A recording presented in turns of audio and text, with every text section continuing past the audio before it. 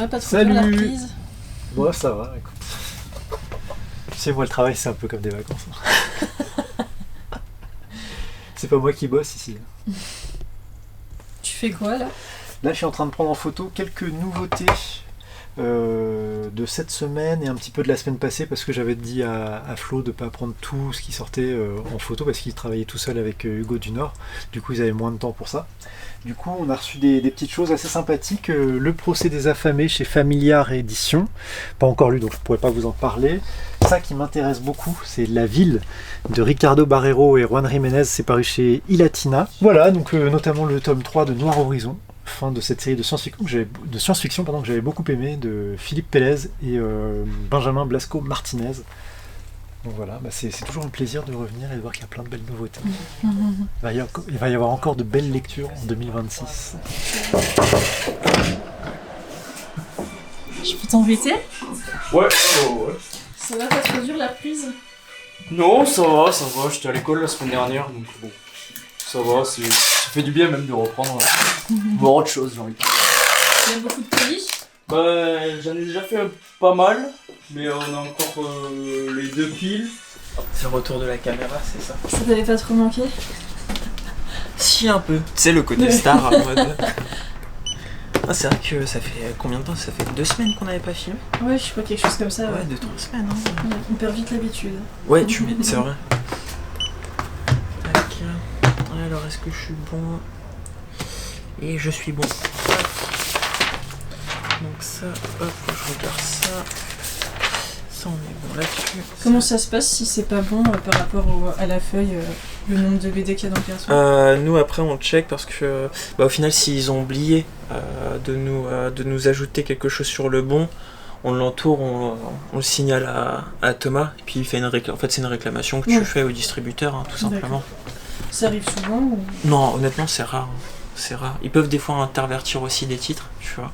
Mais honnêtement, ça arrive plutôt rarement. Après, il faut toujours checker, quoi. Parce que tu vois, si tu as une commande client qui était censée être dans ce colis-là, et qu'au final, c'est ce titre-là qu'on t'a pas livré, bah là, tu fais ta demande pour l'avoir assez vite. Et tu vois, sinon, bah, tu as l'exemple, là, on a un titre qui n'a pas été justement ajouté dans le colis, mais ils te le précisent. Ils le savent très bien. Donc, honnêtement, là-dessus, il n'y a pas trop de... Pas trop d'erreurs. Ouais. Tu vois, là, moi, je vais juste vérifier si ce titre-là qu'ils nous ont pas mis dedans, c'était une commande client. Pour pas que la personne, elle attende trop longtemps non plus.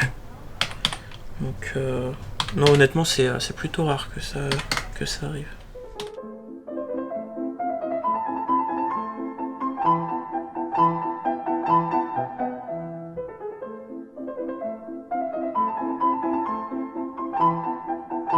Mathilde, tu viens de reprendre, mais j'ai l'impression que tu es déjà hyper productive.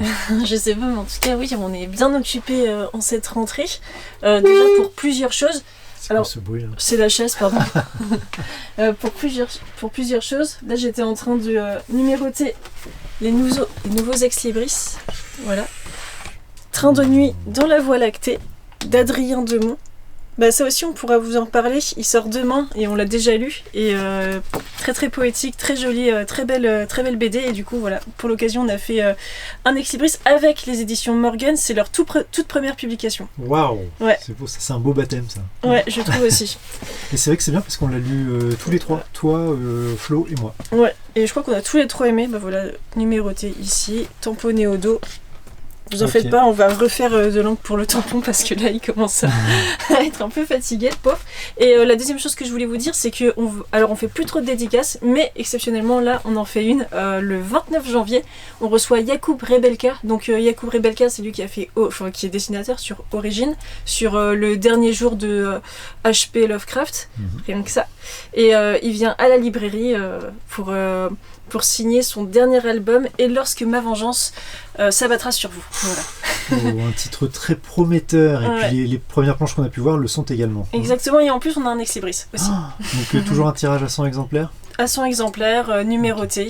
Voilà. Et donc forcément, comme il y aura une dédicace, beaucoup d'ex-libris vont certainement partir lors de la dédicace. Oui, on a déjà pas mal de créneaux remplis, il en reste quelques-uns. Donc si vous voulez vous inscrire, il faut nous contacter à contact@librairiebd16.fr ou nous appeler au numéro qui s'affiche ici, parce que je ne le connais pas par cœur. Voilà. Vous le savez, il y a quelques semaines, on a eu un énorme coup de cœur pour cet album, Gottlieb, une vie en bande dessinée, qui est tout simplement une biographie de référence dessinée sur la vie d'un des plus grands génies de la bande dessinée d'humour que nous ayons connu, à savoir Gottlieb. J'ai adoré cet album de Julien Solé et Arnaud Le Gouefflec, qui revient, je trouve, avec beaucoup d'humour évidemment, de fantaisie, de tendresse et d'émotion sur la vie de ce créateur d'exception qui est notamment à l'origine de la maison Fugue Glaciale. Fugue Glaciale que je remercie parce que pour ce début d'année, on arrive avec de très bonnes résolutions. On veut vous faire des tombolas toutes les semaines. Et bien, notre partenaire pour cette première tombola de l'année, c'est Fugue Glaciale qui vous offre tout simplement un exemplaire de la version couleur de cette biographie et un exemplaire numéroté à 2000 exemplaires avec un frontispice signé à l'intérieur de la version noir et blanc de ce même album. Pour participer, rien de plus simple, chaque palier de 50 € d'achat sur le site librairiebdsas.fr du samedi 17 janvier au vendredi 23 janvier vous donnera droit à un ticket tombola. Donc 50 € un ticket, 100 € de ticket, etc., etc. Le tirage au sort aura lieu la semaine suivante et désignera donc 2 vainqueurs. Il me reste à vous souhaiter bonne chance à toutes et à tous et à remercier chaleureusement Fugue Glaciale pour son soutien. C'est parti.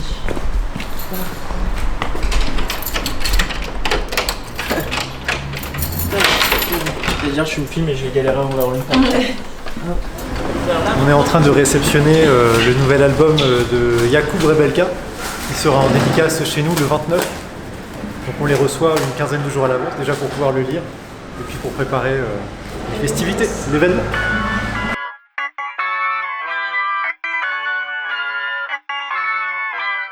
On en déballe un ?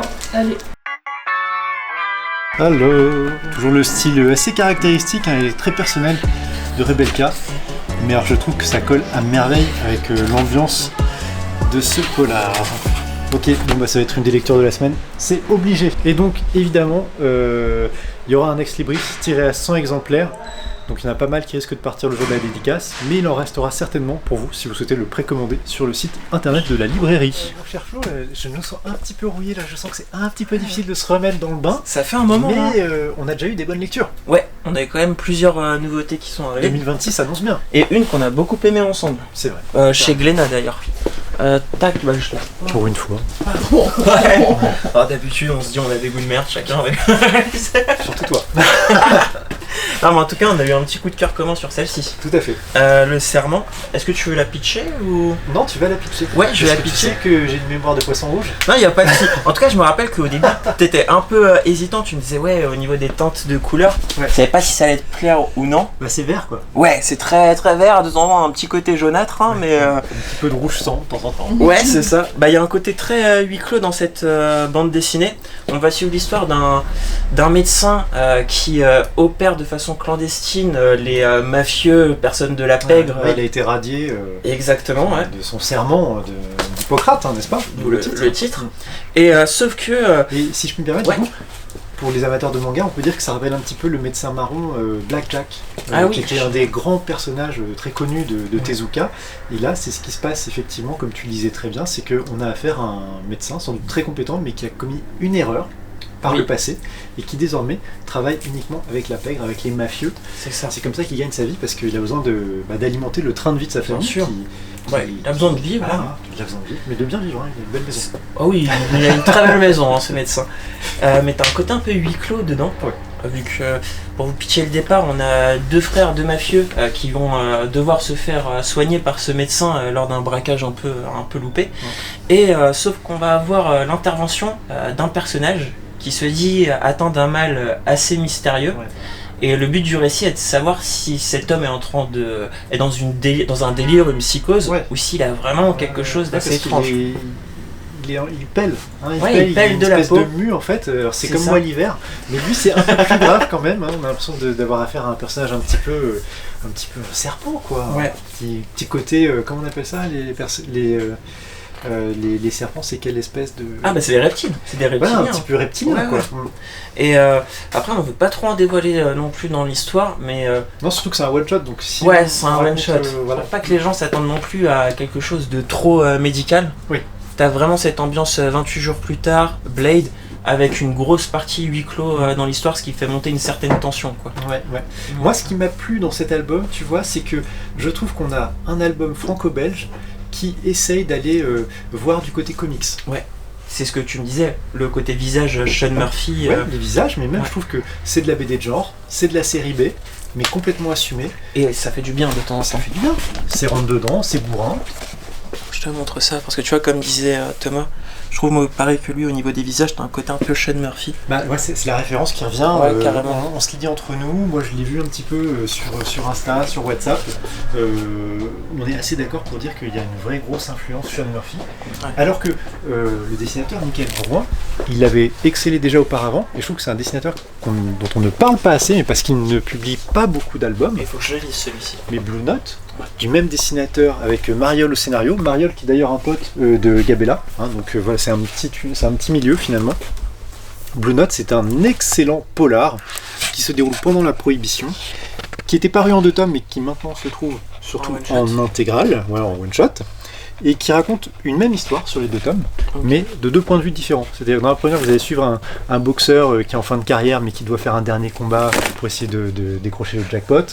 Et puis, de l'autre côté, on va suivre les pas d'un guitariste afro-américain, qui lui essaye de vivre en travaillant dans les speakeasy, dans les cabarets, etc. Une même histoire, les personnages vont se croiser, mais visuellement c'était fort. Ça me rappelle d'ailleurs un autre dessinateur qui s'appelle aussi Michael, qui a signé Boot Black et Giant. Harlem. C'est un petit peu les mêmes atmosphères, tu vois. Ouais, mais là je trouve que son trait est plus anguleux dans le serment. Ouais. Et il a dû parce que ça peut-être il y a quelques années. Ça date d'il y a au moins 10 ans. Ouais, donc son trait de dessin a évolué forcément avec 2013-2014. Ouais. Okay. Et depuis on l'avait peu vu, hein. Franchement. Ah bah en tout cas ma grosse surprise. Et quand tu m'as dit du coup que c'était le même dessinateur, je me suis dit bon, bah une autre lecture à avoir. Ouais. Donc dans 2 styles assez différents, du pur polar Prohibition. Et puis, comment tu le qualifierais, toi?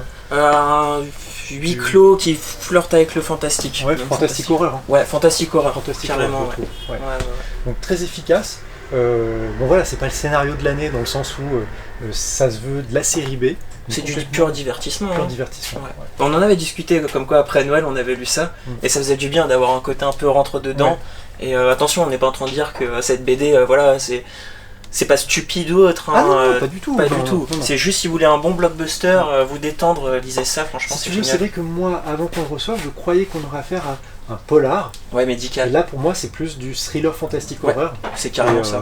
Et voilà, qui lorgne un petit peu vers, comme tu disais, The Blade, American Vampire, des choses comme ça. Et puis, hyper original, j'avais jamais vu ça, un dos toilé en BD. Oui, la surprise. Non mais attends, c'est fou quoi. Même Glénat s'y met. Ça se fait de plus en plus, hein. On l'avait écrit. Sans transition. Attendez, excusez-moi, mais là, me cassez pas ma transition. On a un autre titre chez Glénat avec un dos toilé qu'on a adoré. Alors là, pour le coup, là, moi j'ai beaucoup aimé le serment, mais là, mon méga coup de cœur, c'est Mickey et le roi des pirates. Ah ouais. Top. Honnêtement, non mais vraiment. Désolé, ma transition n'était pas facile. Non, mais tu sais, parce que j'étais là, je me rappelais même plus qu'il y avait le fameux dos toilé, mais bien sûr que si. Ah, elle est top celle-ci. Voilà, gros coup de cœur aussi. Hein. Je te montre le dessin. Tu m'as dit que. Alors, c'est le dessinateur qui a fait les carnets de cerises? Pas du tout. C'est le scénariste. Comme d'habitude, tu ne m'écoutes pas. Joris Chamblin, lui, il a fait le scénario effectivement de Carnet de Cerises. Et Dave, moi je ne connaissais pas, mais notre ami Julien BD m'en avait parlé. Dave, il a signé auparavant une série jeunesse dont j'ai oublié le titre, donc là je vous la dirai pas, mais je retrouverai. Et alors là, c'est une méga claque graphique et scénaristique. Pour moi, t'as un mix parfait entre un côté un peu Sherlock Holmes et l'île au trésor. Ouais. Ça a 2 univers qui sont mélangés. On va avoir l'oncle Picsou qui va tout simplement perdre son sous-fétiche. Et à partir de là, c'est un peu tout part à volo dans la ville. Les gens n'arrivent plus. Au niveau des industries, ça ne suit plus. Picsou est en pleine crise, il disparaît de la ville. Comment les ouvriers... À chaque fois, Picsou, il y a un problème avec son sous-fétiche. Ouais. Il y a un moment, mec, c'est ça, tu as ton code et tu le gardes, quoi. Et ce qui va se passer, c'est que on va suivre l'histoire de Donald, Mickey et Dingo qui vont partir justement sur une sorte d'île aux pirates pour retrouver le sous-fétiche de notre cher Picsou. Donc t'as vraiment le côté aventure, t'as de l'exploration, une grosse touche d'humour, et t'as une touche de fantastique aussi dedans. Donc super récit. Hein. Alors moi visuellement, mais quel c'est magnifique. C'est dingue. Mais je trouve que cette collection chez Glénat, à chaque fois ils arrivent à dégoter des dessinateurs et des scénaristes qui... parce que qu'on soit adulte ou enfant, mais c'est ça fonctionne quoi. Vraiment, mais tout public, c'est tout ce qu'on aime dans la bonne BD, je veux dire grand public, c'est ça, c'est quelque chose qui va réunir tous les lecteurs. Et cette collection, parce que ça fait partie d'une collection qui compte peut-être une vingtaine d'albums, elle est de très très bonne qualité, mais celui-là pour moi c'est un des peut-être 2 ou 3 meilleurs. Parmi les autres titres, on peut retenir notamment le Terror Island, qui était dessiné par Alexis Neb. Les dessins sont magnifiques. Rien que la couverture. Regarde-moi ça. Qu'est-ce que c'est beau. Ils ont un talent à chaque fois. Ils sélectionnent hyper bien leurs dessinateurs. Et les scénarios sont super aussi. Ouais. C'est pas pour rien que Régis Loisel en avait dessiné un, Café Zombo, qui était très sympa. Tu as de Keramidas et Trondheim, le Mickey Craziest Adventure. Voilà, il y en a plein qui valent le détour. Si vous voulez plus de conseils, vous nous demandez en commentaire, on vous guidera sur les premiers à lire. Mais dans la commune WhatsApp, on en a pas mal parlé ces derniers temps, et c'est assez unanime sur cette collecte. Voilà. Donc vraiment, celui-là, une merveille.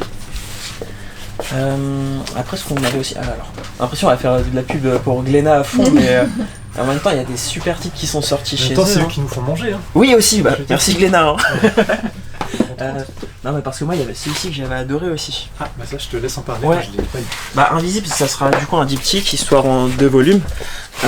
Donc, nouveauté chez Glénat. Tu vas tout simplement, on est milieu du XVIIIe siècle. Tu as le royaume d'Angleterre et le royaume de France qui sont en train de se disputer au niveau de leur colonie en Inde et en Amérique.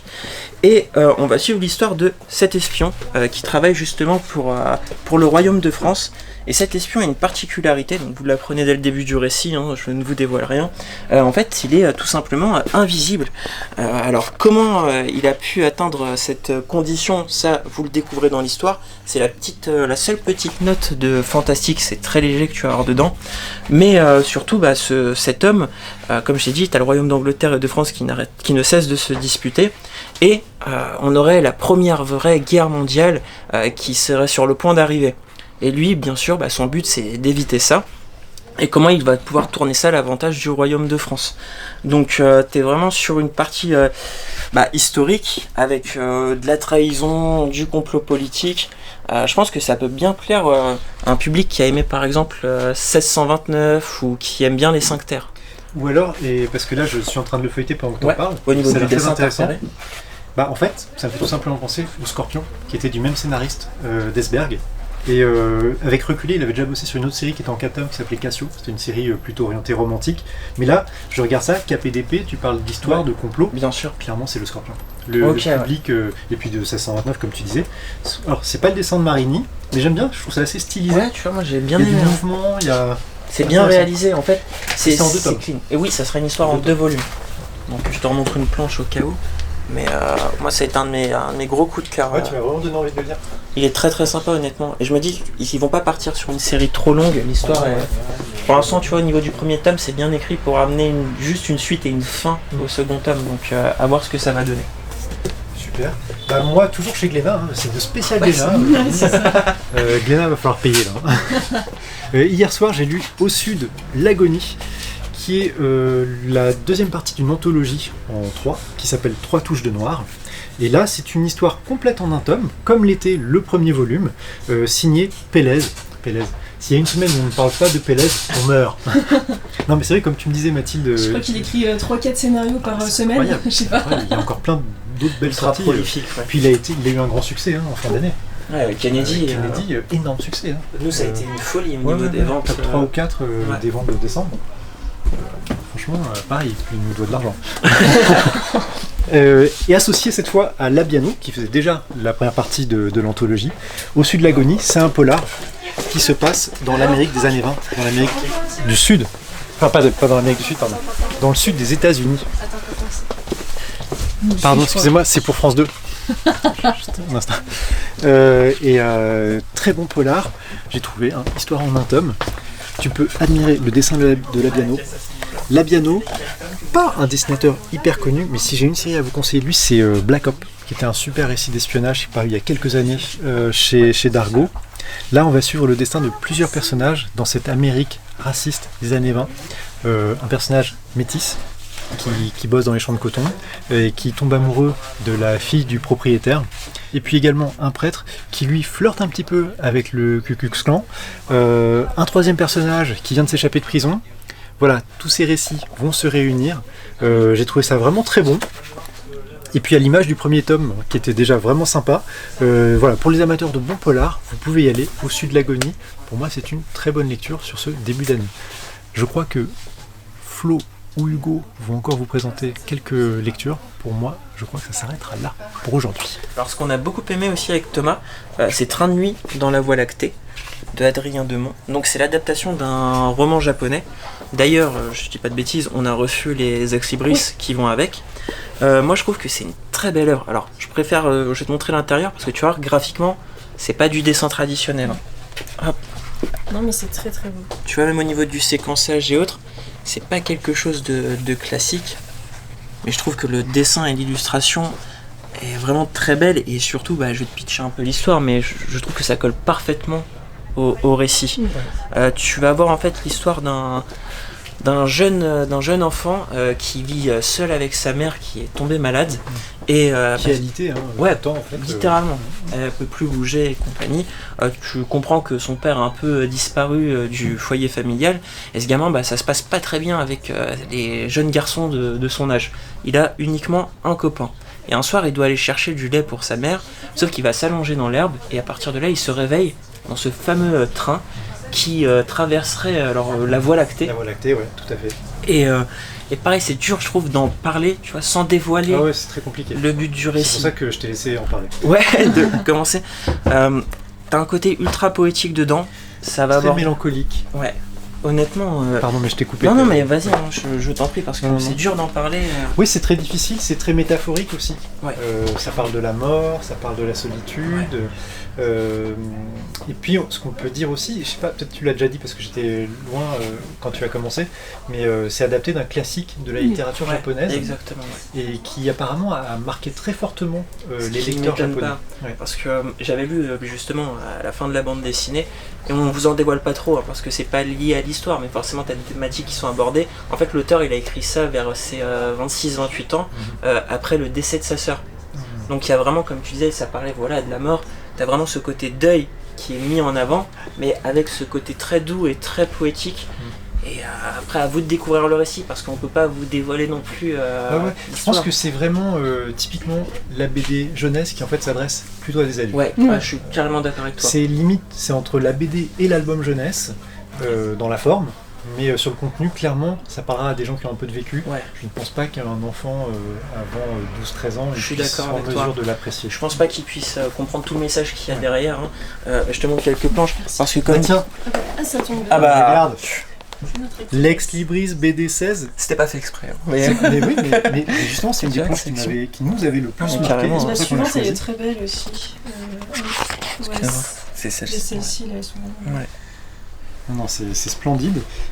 Premier album paru chez Morgan, nouvelle maison d'édition, aux manettes desquelles on retrouve notamment Sullivan Rowe, qui avant officié chez Rai Comics et Mangetsu. Ils ont un très très beau programme pour l'année à venir. Et on est très content de pouvoir les accompagner, notamment via cet ex-libris et puis la présentation que tu nous fais pour cet album. Et du coup, autre BD moi que j'ai beaucoup apprécié, là vous êtes sur un one-shot, il y a un côté historique, c'est chez Casterman, donc de Grégory Mardon et Marius Rivière, c'est Kid Francis. Kid Francis, ça va être tiré, on va dire, d'une histoire vraie, sauf qu'il y a énormément d'archives qui ont disparu, donc il y a un côté très romancé. Tu vas suivre l'histoire, donc on est début du 20e, tu vas suivre l'histoire d'un jeune Marseillais qui est cireur de chaussures, comme tu peux le voir juste ici. Sauf que ce jeune Marseillais, il va avoir tout simplement il va avoir des soucis avec des gamins du quartier, du Vieux-Port.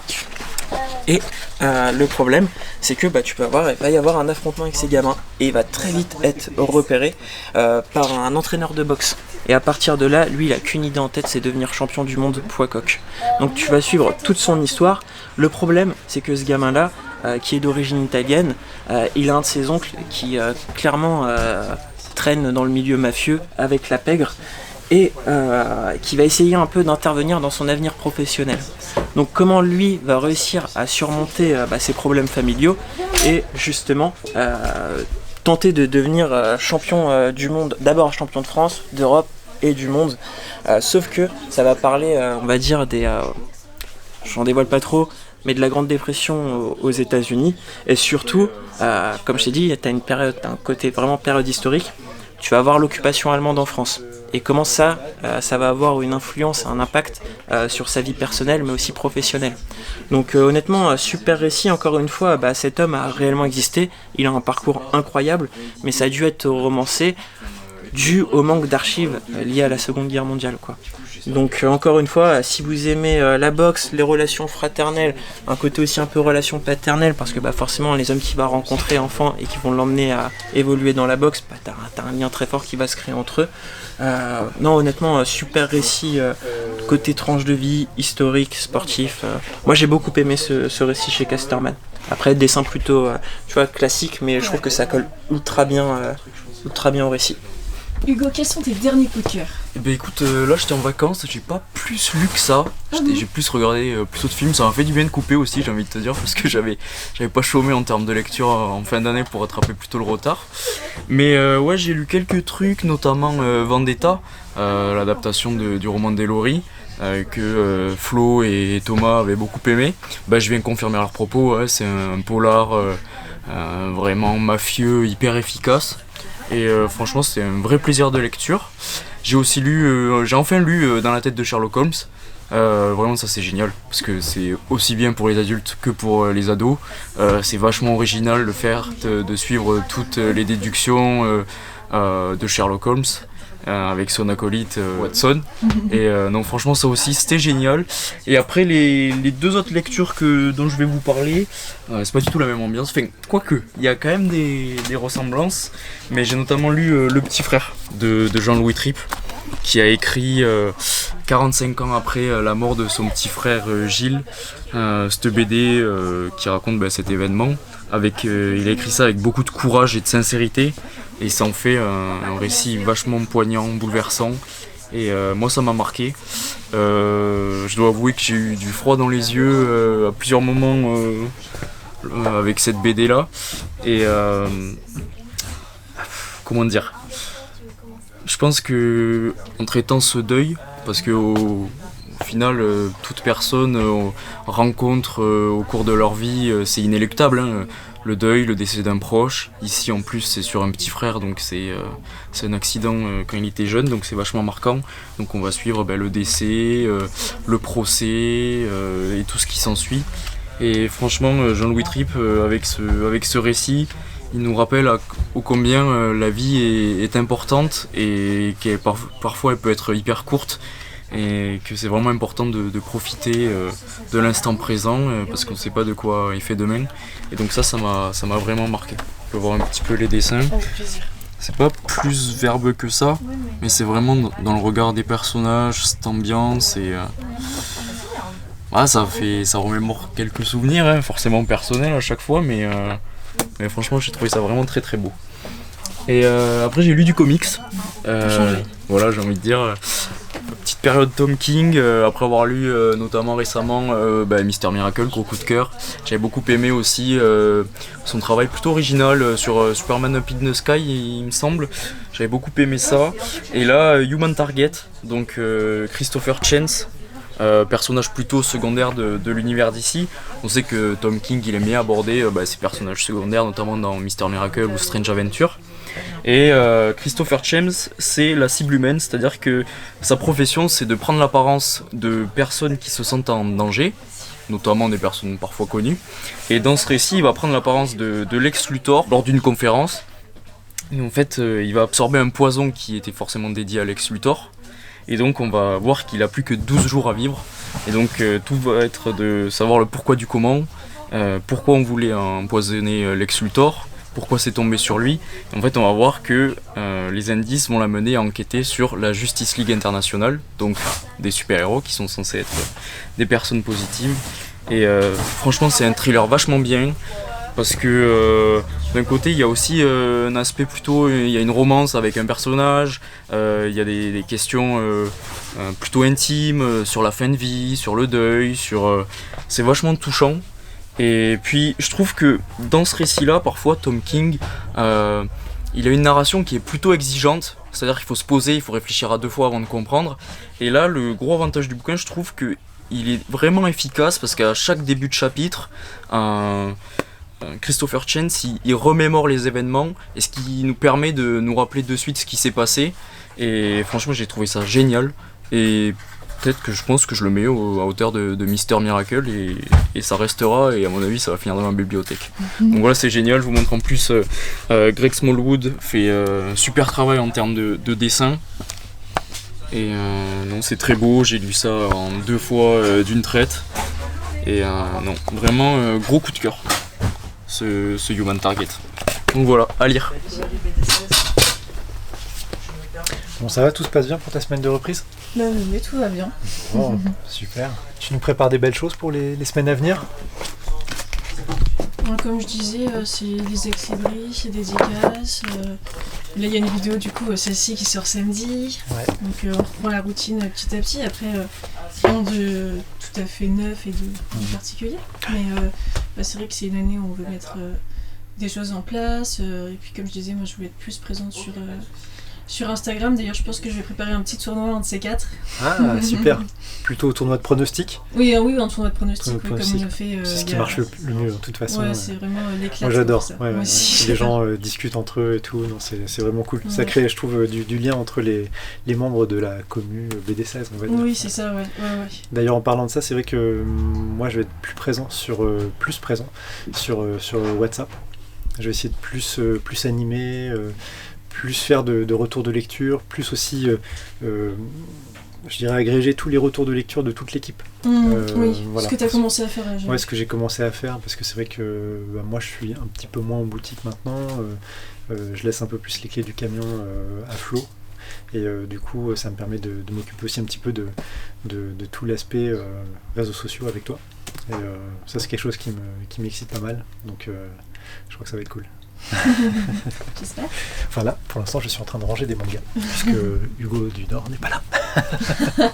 Ça va, tu sais où les ranger Ouais, ça va, j'ai pas trop perdu la main. Puis bon, tu sais, Fairy Tail, 72 tomes. Tu les rates pas. Je sais à peu près où ils se trouvent. Bon, d'ailleurs, n'importe quoi, 72, peut-être pas. Bon, bref, j'en sais rien, je sais plus combien il y a de numéros. Ouais, moi je pense que ça va être une année de consolidation.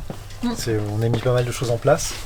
Il y a une nouvelle équipe qui est arrivée en septembre dernier. Là, on a laissé passer l'ouragan du dernier trimestre. Et là, on va pouvoir travailler un peu plus sereinement. Que chacun trouve vraiment ses marques dans l'équipe. Nous, on a parlé de tous ces projets qu'on a aussi sur les réseaux sociaux, sur tout l'aspect digital. Donc, je pense qu'il y a vraiment plein de beaux projets pour cette année. Ouais. Et toi, Flo, est-ce qu'il y a des choses que tu as envie de développer cette année? Tu vois, là, ça fait maintenant 4 mois que tu es là. 4 mois demi. Ouais, exactement.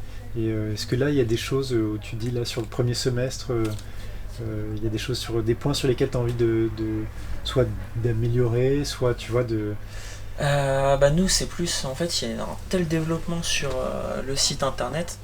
Tu vois, c'est que des petites choses, mais je sais qu'il y a des clients on en discutait, leur suivi de Mondial Relais, qui ont du mal à avoir accès à ce genre de choses, etc. Moi, je pense que c'est ce genre de choses. On en parlait ce matin. C'est que des petits détails, mais si on peut améliorer ça, vous serez au courant plus vite des détails de livraison et compagnie. Et toi, maintenant, ça fait 4 mois que tu es là. Est-ce qu'il y a des choses où tu dis, tiens, je vais mettre l'accent sur tes différentes choses? Tu vois, maintenant que tu es un peu plus chez toi, quelque part. Ouais, carrément. Franchement, moi, écoute, j'avoue, j'ai pas grand chose à dire. Non, après, quand même. D'accord, alors, mais ce qu'on avait quand même dit, c'est qu'on voudrait vraiment que cette année 2026 soit une année où il y a un vrai retour des personnes en physique. Ouais. Ça, c'est vrai, parce qu'encore une fois, on voit l'explosion sur le site. Là, nous, le début du mois de janvier, vous avez eu accès aux infos comme nous, vous avez vu les tempêtes de neige qu'on a eues et compagnie. Oui, nous, ça serait bien, j'aimerais bien qu'on ait un retour en physique de la clientèle, quoi. Ouais, parce que c'est vrai qu'en boutique, moi j'étais pas là la semaine dernière, mais j'ai bien vu la fréquentation et puis on en parlait.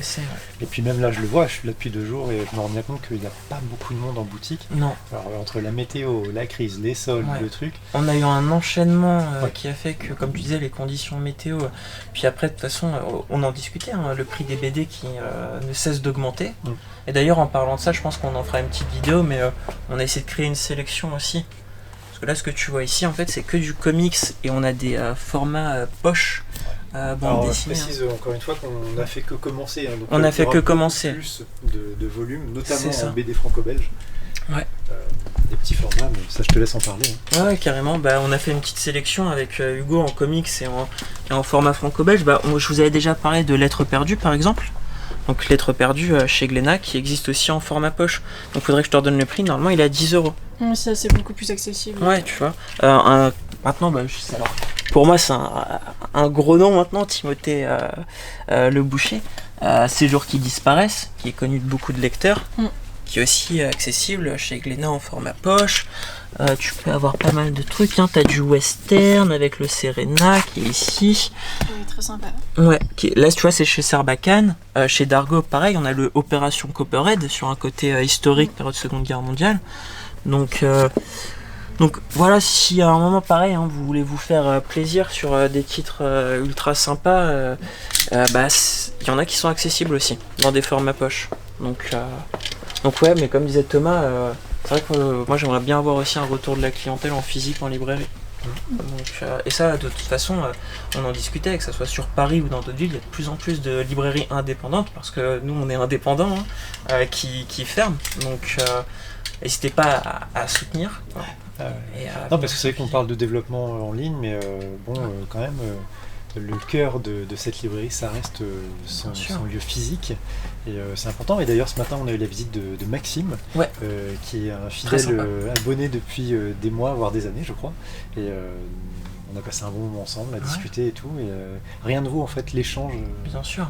Le contact humain, physique qu'on peut avoir directement au magasin.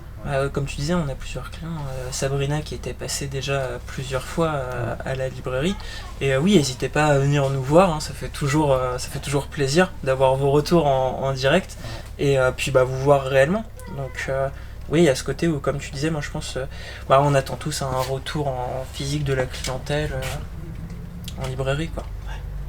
Mais on se demande en fait est-ce qu'on a franchi, est-ce qu'on n'a pas franchi un Rubicon et qu'en fait on viendra jamais en arrière.